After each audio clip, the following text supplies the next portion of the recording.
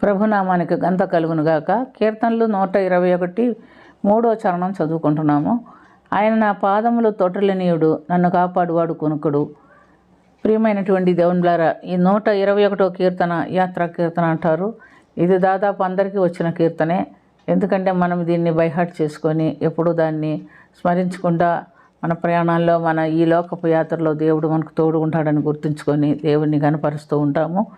మరి మనం గమనిస్తే ఆయన బిడ్డలైతే మనం అడుగులు జారకుండా మనల్ని ఆయనే స్థిరపరుస్తాడు అని మనం చూస్తున్నాం. కీర్తనలు 116:8 చూస్తే, మరణము నుండి నా పాదములను, కన్నీళ్లు విడవక నా కనులను, జారి పడకుండా నా పాదములను నువ్వు తప్పించుతున్నావు అని మనం చూస్తున్నాం. మనం జారి పడకుండా మన పాదములను స్థిరముగా ఉంచుకోవాలంటే మనము మరి మత్తయి సువార్త 7వ అధ్యాయం 24వ వాక్యములు 24 నుంచి 25 వాక్యములు మనం చూస్తే, మన పాదములు జారకుండా ఉండాలంటే క్రీస్తు అనే బండపైన మన పాదములు, మన అడుగులు స్థిరపరచుకోవాలి. మరి ఎంతోమంది ఈ వాక్యము తెలియక క్రీస్తు అనే బండ అంటే ఆ బండ క్రీస్తు అని చూస్తున్నాం.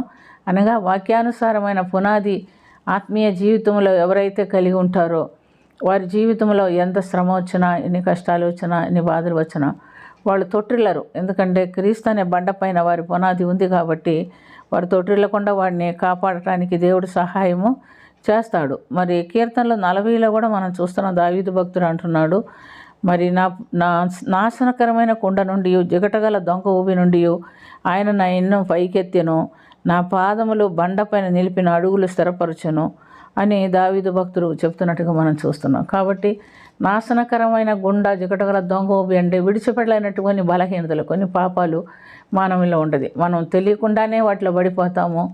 మరి అవి నాశనకరమైనదని తెలియదు, అది అలవాటు చేసుకుంటారు. కొన్ని అలవాట్లు చేసుకున్న తర్వాత దానిలోంచి మళ్ళీ వాళ్ళు బయటికి రావాలని ఎంత ప్రయత్నం చేసినా వాళ్ళ వల్ల కాదు. కానీ దానిలో నుండి కూడా మనల్ని విడిపించేవాడు మన ప్రభువేనని దేవుని వాక్యం ద్వారా మనము గమనిస్తున్నాం. కీర్తనలు 18లో కూడా కొన్ని చోట్ల దావీదు తన పాదములను గురించి స్థిరపరచబడును గురించి చూస్తున్నాం.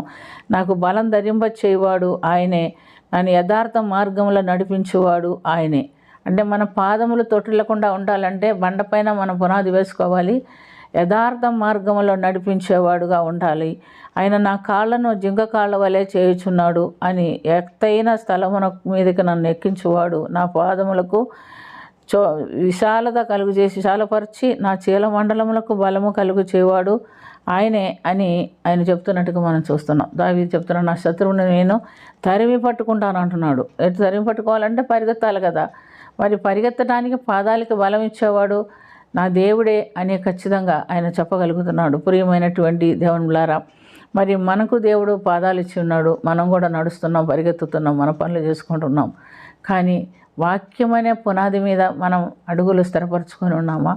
వాక్యానుసారమైన ఆత్మీయ జీవితం మనం జీవించగలుగుతున్నామా? అపవాది మనం ఎంత తరుముకున్నా మనం వాడిని జయిస్తామే కానీ మనం పడిపోవటానికి ఆస్కారం లేదు. ఎందుకంటే అంటున్నాడు కదా కీర్తనలో 116లో, మరి ఒకసారి చూద్దాం మనం, మరణము నుండి నా ప్రాణమును, కన్నీళ్లు విడవకుండా నా కనులను, జారి పడకుండా నా పాదములను నువ్వు తప్పించుచున్నావు అని కీర్తనాకారుడు చెప్తున్నట్టుగా మనం చూస్తున్నాం. కాబట్టి ప్రభు వైపు చూచి, ఆ సిలువ వైపు చూస్తూ మన ప్రయాణం కొనసాగిద్దాము.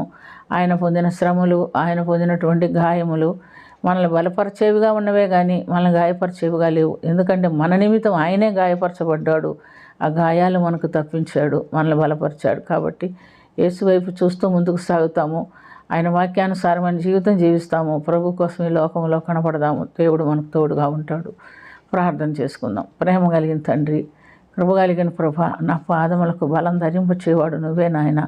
క్రీస్తు అనే బండపైన మా పునాదులు కట్టుకొని నీ కొరకు ఆత్మీయ జీవితంలో తొట్టిల్లకుండా, అడుగులు జారకుండా, తప్పిపోకుండా జీవించడానికి మాకందరికీ నేర్పించమని, ఆశ కలిగించమని, ఆసక్తి కలిగించమని, మీరే చేయబెట్టి మమ్మల్ని అందరిని నడిపించి దీవించమని ఈ ప్రార్థన ఆలకించినందుకు స్తుతి చెల్లించుకొంచు యేసుక్రీస్తు పుణ్యనామమున అది మిక్కిలి వినయంతో అడిగి వేడుకొంచున్నాము తండ్రి. ఆమేన్.